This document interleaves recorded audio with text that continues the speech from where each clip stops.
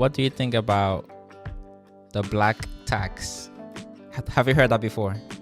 Yes, I pay black tax, right?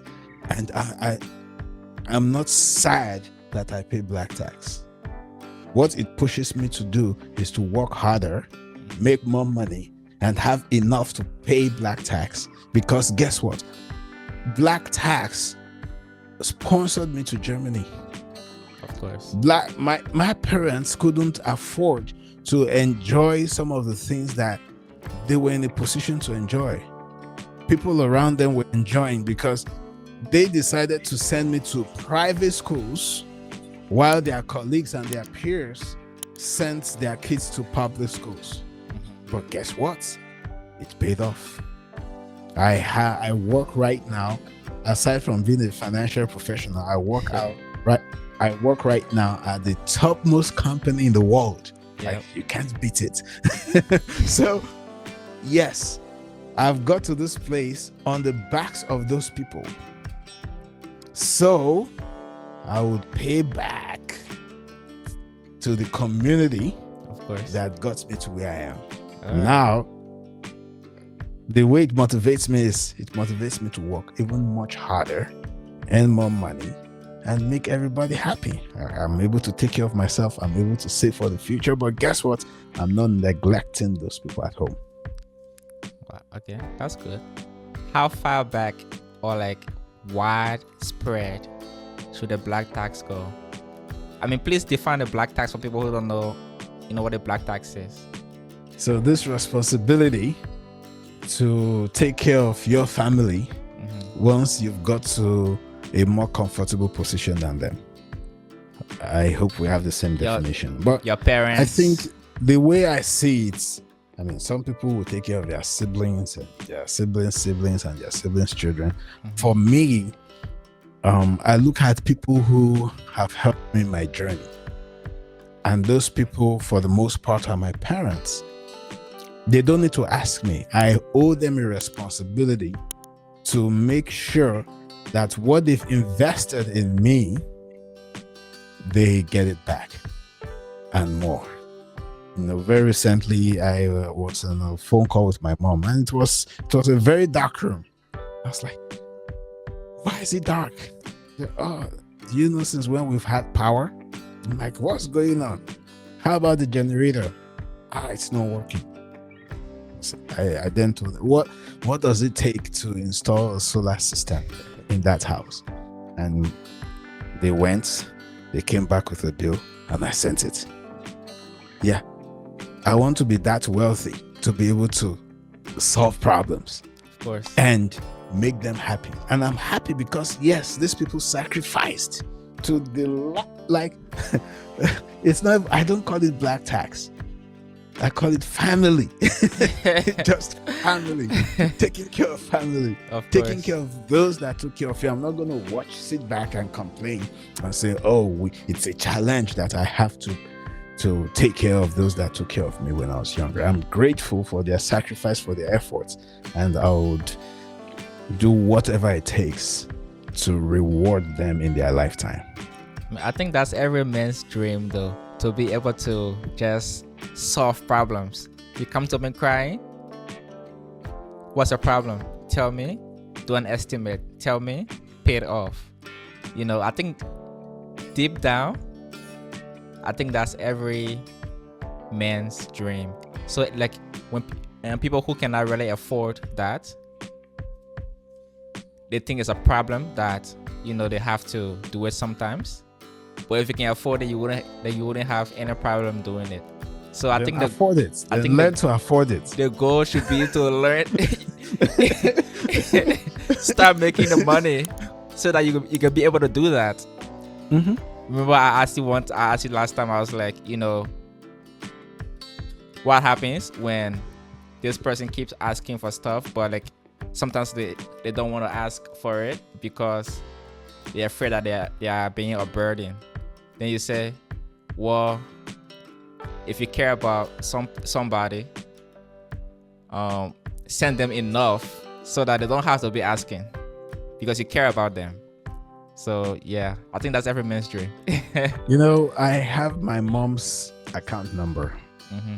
and I'm able to access the account from my phone. So once in a while, when I remember, I check the account. If I see that there isn't enough money in there, I replenish it. I don't even, I can seek myself that. And they don't want to ask me because they know I have a family, also just growing and all of that. But I think I've got to that point where I can do something significant that would help them. So I just pay into that account, and I'm happy. They are happy. So I think that I want to be at that point where no matter how much, because when I was asking too, I wasn't being nice with my asking. I wasn't considering that, oh, they gave me yesterday. And I mean, I remember those years. But my mom and I would go to the place to buy shoes, to the boutique, as we call it in Nigeria. Mm-hmm. And I wouldn't go for the cheap shoes. I wanted the Nike. I wanted the Adidas. And she would sit. And I was just, all I cared of is the reputation I would have in school. I did not care about her pockets. Her pocket. And she would sit. I can visualize it. She would sit. She would count that money. It's almost all of her salary. She would count it. And she would look at it. It's a lot of money. Nike. And you like this, crossing your fingers. I want my Nike. And she puts it down. Then I come back years after and I say, oh, it's black tax. Whoa, on black tax. Really? So, no, it's not black tax though. It's responsibility. It's seeing the people who have sown into your life, and now they are older, now they are retired, and I sow back into their life. Now for my siblings, I expect them to even be doing the same. So I would not be so passionate about sending them money. Thankfully, they don't ask me typically. So I think they are pretty much in a good position, but I would expect that they are also doing what I'm doing to my parents. That's what I would expect. So where I feel passionate, investing in, putting my money in, helping would be, I would just say my parents for sure. Now, if I have more to spare for other people, that would be on do I have it to spare basis? But for my parents, I'm sorry, there's no negotiation. But how far back? Not far back, but like widespread. So like when it comes to friends and stuff like that, when they say too much, like when should you put a break and say? So I'm a financial person. I'm a financial planner. And one big thing I talk about is saving money, having a budget.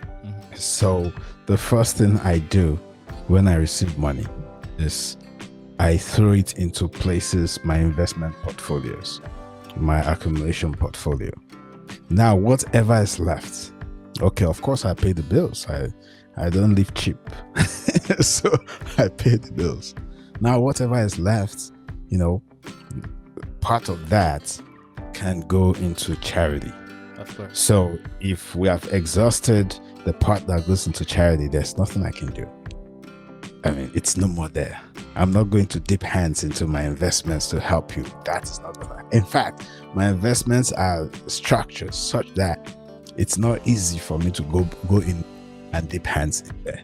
So I think I've structured my finances in such a way that I'm able to help those that my finances can carry me to help. As much as what I have in that bucket, that gift bucket, as much as it can carry me, that's how much it can help. So if someone comes and he has the worst problems in the world, and I'm so passionate about helping that problem, if I don't have the money, there's nothing I can do about it. And I make sure that before he comes, I had already distributed my money to the right places, via budgeting and via just making those transfers. So I'm ready to help everybody within the confines of how my budget defines. Yeah. Have a good financial health before you can do way too much and hurt yourself. I'm not gonna be that person that comes back 50 years from now, 30 years from now, and say, oh, those years I helped everybody. Now everybody has deserted me. Now that I don't have much, now that I'm older. No, I'm not gonna be that person. I'm gonna save for my future. I'm gonna plan my future. I'm gonna tailor exactly how I'm growing money for the future. So that's what it's going to be. There's nothing you can do as a person that needs help to take money out of my savings. In fact, it's locked. You cannot take it. So even if I was ready to give it to you, it's not that easy. That's how I structure. So yes, if you have a financial plan and you schedule what is going into investments, into bills, into gifts for other people, it's going to be easier to help people while you're not neglecting your future.